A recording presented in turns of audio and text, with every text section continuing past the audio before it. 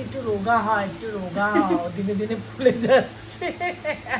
কি দাদা তুমিও কেন তুই কি রোগা হতে চাস না বল? তো আগে দিয়ে হই স্বপ্নার মতন জিরো ফিগার হয়ে যাবি। তাহলে ওরকম হাওয়া মারলে উড়ে যাবো।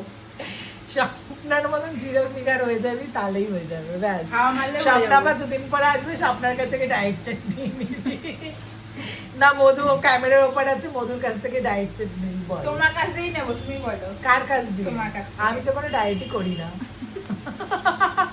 আমি নিজেই এত মোটা, আমি তোকে কি বলবো ডায়েট চাট বলিনি দিতে? তো তোমার কাছে। তাহলে তুই কি বলতে চাইছিস? ফেস বাবা ফেস আগে নিজে একটু রোগা হ, তারপর তো ফেস করবি। আগে ফেস করি তখন রোগা হচ্ছে। রোগাটা কতক্ষণ লাগবে? মধু এখন নাচ করছে আর দেখতেই পাচ্ছিস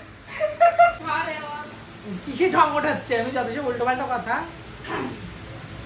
তুমি এরকম চুল ঝাড়বে, বারবার মুখ দেখবে আয়নাতে, আর বলতে গেলে ঢং হচ্ছে। আয় গলাটা টিপে দি, তারপর তোর বয়ফ্রেন্ড সৌরভ এসে, হ্যাঁ সৌরভ এসে আমার গলা টিপে মেরে দেবে, বলবে আমার মধুকে মার দিয়া। বাবা ও তোকে খুব ভালোবাসে, ও তোকে খুব ভালোবাসে, দেখবি না বলার সাথে সাথে রিচার্জ করে দিচ্ছে।